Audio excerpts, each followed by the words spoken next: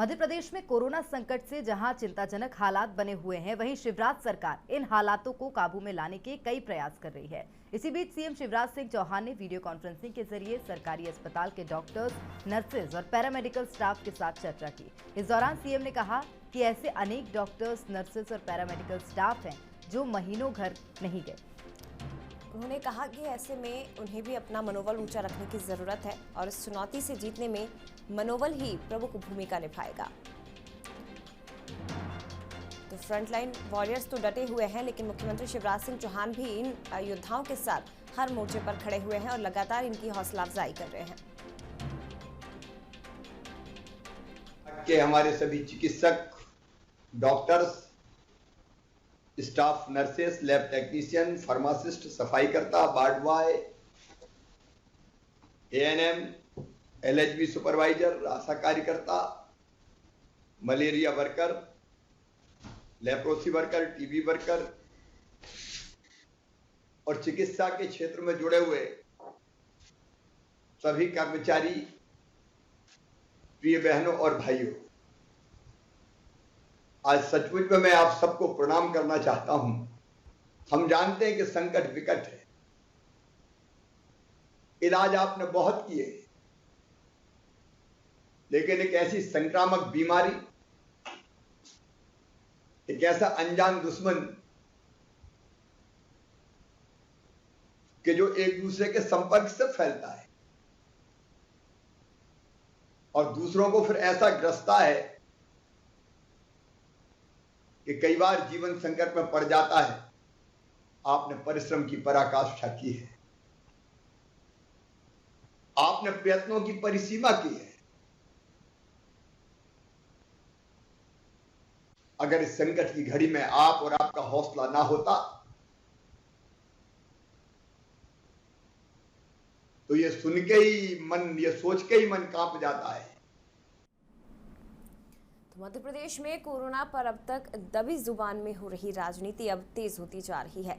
नेता खुलकर एक दूसरे पर आरोप लगा रहे हैं, वो भी तब जब लोग जिंदगी के लिए कतारों में खड़े हैं। तो सवाल उठता है कि क्या कोरोना पर सियासत लाजमी है?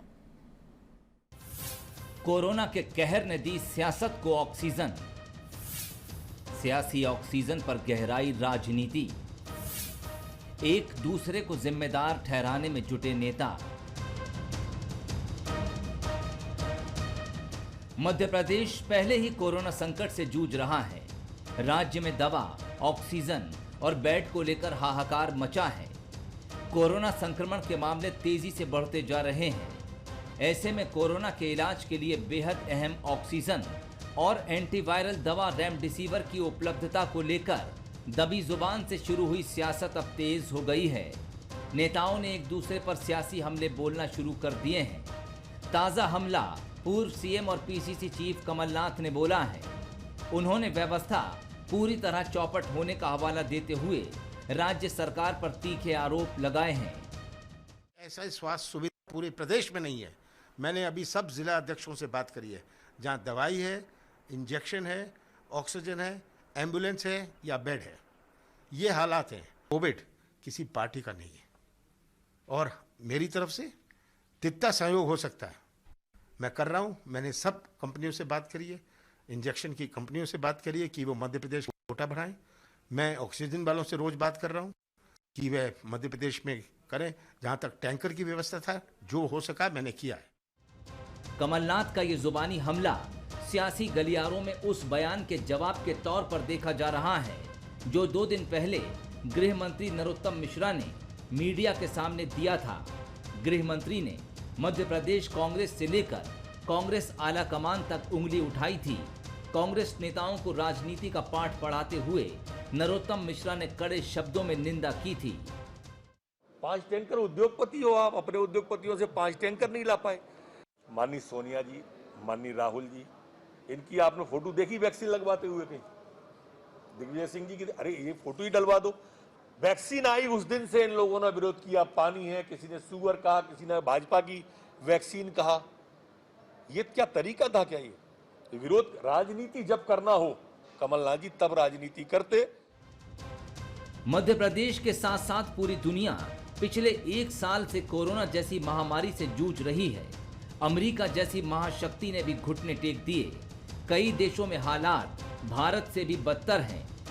लेकिन सियासत की जो खबरें हमारे देश में देखने और सुनने को मिलती हैं, वो हैरान कर देती हैं।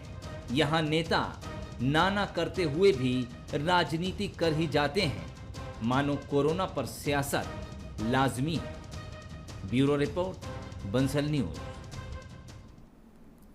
और चलिए आगे बढ़ते हैं, छतरपुर की ओर रुख कर लेते हैं। एसडीएम संतोष सिंह चंदेल का कोरोना से निधन हो गया है। तबीयत बिगड़ने पर जबलपुर रेफर किया गया था, उन्हें अस्पताल में भर्ती किया था। इलाज के दौरान एसडीएम ने दम तोड़ दिया।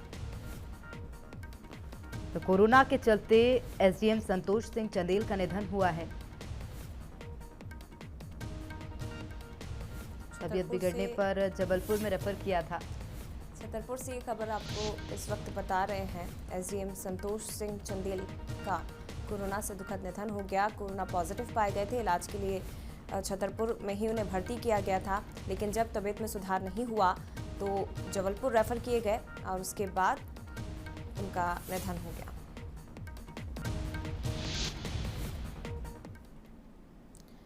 आगे बढ़ते हैं, खबर भोपाल से, जहां विधायक रामेश्वर शर्मा ने प्रशासन को अल्टीमेटम दिया है। प्रशासन पर बैरागढ़ की उपेक्षा का आरोप उन्होंने लगाया और अल्टीमेटम देते हुए कहा कि 10 मई तक सिविल अस्पताल में इलाज शुरू किया जाए। कोरोना संक्रमितों का इलाज नहीं हुआ, व्यवस्थाएं नहीं की गई तो धरना देने की चेतावनी उन्होंने दी है। विधायक रामेश्वर शर्मा ने कलेक्टर को पत्र लिखा, लोग सड़कों पर दम तोड़ दें तो व्यर्थ है मेरी विधायकी और आपकी कलेक्टरी। उन्होंने कहा कि जरूरत पड़ी तो भीख भी मांगेंगे। तो विधायक रामेश्वर शर्मा ने प्रशासन को अल्टीमेटम दिया है। कहा है कि बैरागढ़ में भी अब बड़ी तेजी से संक्रमण फैल रहा है, मरीज निकलकर सामने आ रहे हैं, लेकिन लोग मेरे सामने परेशान हो रहे हैं और मेरी विधायकी क्या काम की जब मैं उनकी मदद ही ना कर पाऊं। तो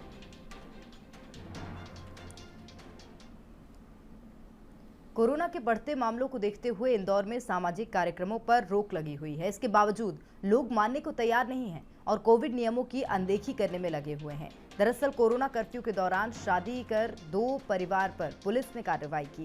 तो पुलिस को सूचना मिली थी कि शहर के 2 अलग-अलग जगह पर कोविड नियमों की धज्जियां उड़ाते हुए शादी की जा रही है, जिस पर पुलिस मौके पर पहुंची और मामला दर्ज कर कार्रवाई शुरू कर दी।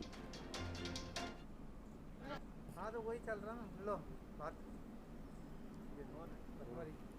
तो कार्यक्रमों पर पाबंदी लगी है। कोरोना का संकट काल चल रहा है, जिसके चलते हर कार्यक्रम पर पाबंदी लगा के रखी है। लेकिन इंदौर में देखा गया कि शादी की जा रही थी, 2 परिवारों पर प्रशासन ने कार्रवाई की है।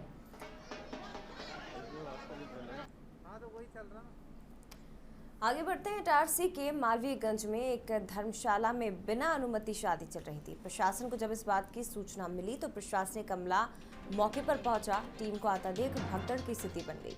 शादी में दुल्हन पक्ष के 40 से 50 लोग धर्मशाला में पहुंचे थे। वहीं बारात पहुंचने के पहले ही एसडीएम ने पहुंचकर शादी रुकवाई और धर्मशाला को सील कर दिया।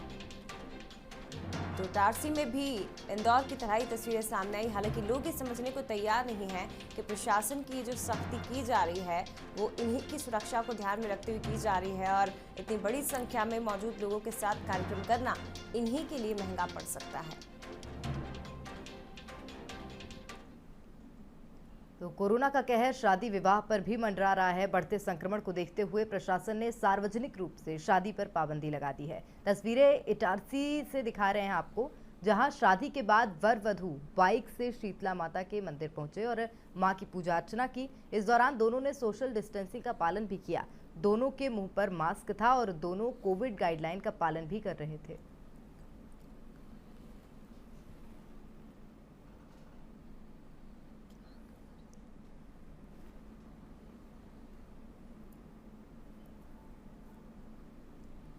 तो कोरोना महामारी के दौरान ऑक्सीजन की कमी से होने वाली किल्लत से अब रीवा को निजात मिलने जा रही है। रीवा में महज 50 घंटे के अंदर 25 लोगों ने मिलकर ऑक्सीजन प्लांट चालू करने का कारनामा कर दिखाया है। इस प्लांट से रोजाना 100 सिलेंडर ऑक्सीजन बनकर तैयार होगी। इससे जहां ऑक्सीजन की किल्लत दूर होगी, वहीं श्याम शाह मेडिकल कॉलेज आत्मनिर्भर भी बनेगा।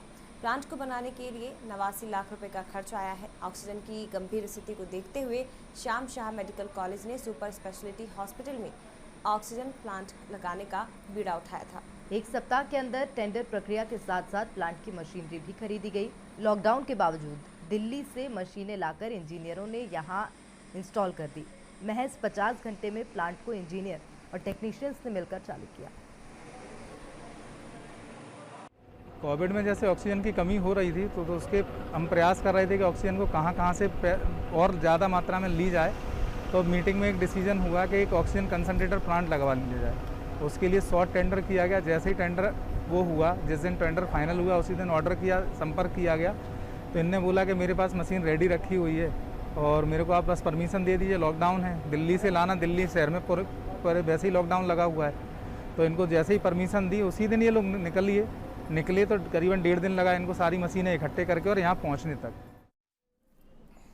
आगे बढ़ते हैं। सिवनी में कांग्रेस सेवा दल के प्रदेशाध्यक्ष ठाकुर रजनीश सिंह कोरोना मरीजों की मदद के लिए आगे आए हैं। रजनीश सिंह ने अपने विधानसभा क्षेत्र के 14 स्वास्थ्य केंद्र में ऑक्सीजन सिलेंडर, कंसंट्रेटर मशीन और जंबो ऑक्सीजन सिलेंडर उपलब्ध कराए। उन्होंने इस बात का भी भरोसा दिया कि ऑक्सीजन सिलेंडर खत्म होने पर उनकी रिफिलिंग के लिए भी वो सभी जरूरी प्रयास करेंगे। सिवनी जिले में कोरोना की बहुत महामारी है और इससे बचने के लिए जिससे भी जो बन सक रहा है सहयोग कर रहा है। उस कड़ी में हम भी हमारे ज़िले में और हमारी केवलारी विधानसभा क्षेत्र में हमने पूरी केवलारी विधानसभा क्षेत्र को 14 पॉइंट पर हमने उनको रखा है। हम 14 स्थानों पर हम ऑक्सीजन सिलेंडर हम दे रहे हैं। 8 जगह पर हमने रिव्यू ऑक्सीजन कंसंट्रेटर। और कोरोना आपदा में मानवता और भाईचारे की मिसाल भी देखने को मिल रही है। हिंदू और मुसलमान का भेद तोड़कर लोग एक दूसरे की मदद के लिए आगे आ रहे हैं। बालाघाट से सांप्रदायिक सौहार्द की एक ऐसी ही तस्वीर सामने आई जो कि अपने आप में एक मिसाल है। तस्वीरें बालाघाट के मोक्ष धाम की हैं, जहां कोरोना से मृत व्यक्तियों का अंतिम संस्कार पूरे हिंदू रीति रिवाज के साथ मुस्लिम युवक कर रहे हैं। इस टीम में 1-2 युवक हिंदू भी हैं। सोहेल और उनकी टीम बीते 1 साल से जब से कोरोना संक्रमण का दौर शुरू हुआ है तब से हिंदू शवों का शमशान घाट में ही रहकर अंतिम संस्कार कर रहे हैं। इस दौरान कई बार ऐसी परिस्थितियां भी बन जाती हैं जब परिवार के लोग शव को छोड़कर चले जाते हैं। उस सूरत में भी ये लोग हिंदू रीति रिवाजों का ध्यान रखकर मृतकों का अंतिम संस्कार करते हैं। कहने को तो इन्हें इसके लिए मामूली पगार भी मिलती है, लेकिन तनख्वाह से कहीं ऊपर सेवा की भावना और मन में सांप्रदायिक सद्भाव इनके काम में झलकता है। जी, यहाँ पर परिजन जो है बॉडी को छोड़ के कई बार ऐसा होता है भाग जाते हैं, तो उनका भी अंतिम संस्कार हिंदू रीति रिवाज के साथ पूरी सुरक्षा के साथ निस्वार्थ और निःशुल्क हम करते हैं।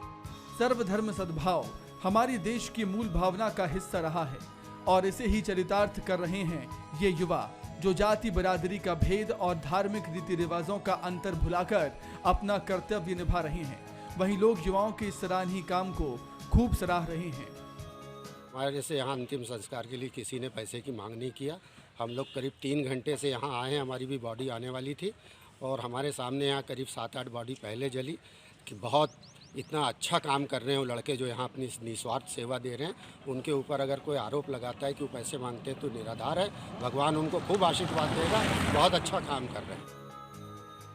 कोरोना के संकट के इस दौर में रिश्तों के ताने बाने बिखर रहे हैं। महामारी के इस बुरे दौर में कोरोना न सिर्फ सामाजिक संबंधों की दूरी बना रहा है, बल्कि पारिवारिक रिश्ते भी कच्चे धागों की तरह टूट रहे हैं। ऐसे में सोहेल और उनकी टीम की ओर से किया जा रहा काम ये साबित करता है कि वक्त कितना भी बुरा क्यों ना हो, लेकिन इंसानियत अभी भी जिंदा है। आशीष श्रीवास, बंसल न्यूज, बालाघाट। सिलवानी में वन विभाग ने अपने एक फैसले से कड़ा संदेश दिया है। एक शख्स पर सागौन के 2 पेड़ काटने पर 1,04,800 रुपए का जुर्माना लगाया गया। तो आरोपी ने इसी साल जनवरी में जंगल में 2 सागौन के पेड़ काट दिए थे। तब से आरोपी फरार चल रहा था। वन परिक्षेत्र अधिकारी महेंद्र कुमार पलेचा ने director general India council of forest tree research and education के मुताबिक एक पेड़ की उम्र 50 साल मानी। वहीं साथ ही 50 साल में एक पेड़ से 52,04,00,000 रुपए के फायदे का जिक्र करते हुए आरोपी छोटे लाल पर 1,04,08,00,000 का जुर्माना लगाया है। फिलहाल मामला कोर्ट में पहुंच गया है।